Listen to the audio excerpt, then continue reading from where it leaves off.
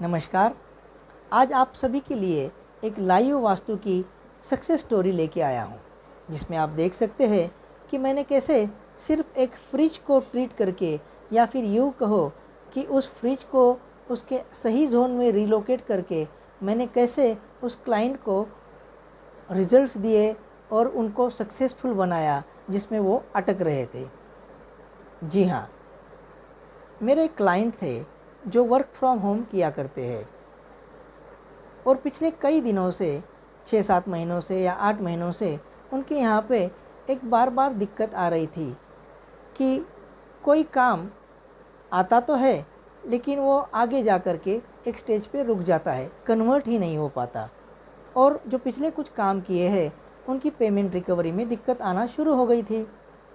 तो मैंने देखा, उनके यहाँ पे घर पे विज़िट किया और ग्रिडेड मैप और उनके घर की सभी एक्टिविटी, यूटिलिटी और ऑब्जेक्ट्स को ठीक से एनालाइज करने के बाद में मैंने पाया कि उनके घर में 2 अलग अलग रंग के फ्रिज थे जो आपस में गलत जोन में प्लेस थे। मैं समझ गया कि बस मुझे इस वास्तु के दोष को दूर करने का उपाय मिल गया और मैंने कुछ इजी रेमेडीज़ के साथ में उन दोनों फ्रिज को उनके अपने सही जोन में रिलोकेट करवाया।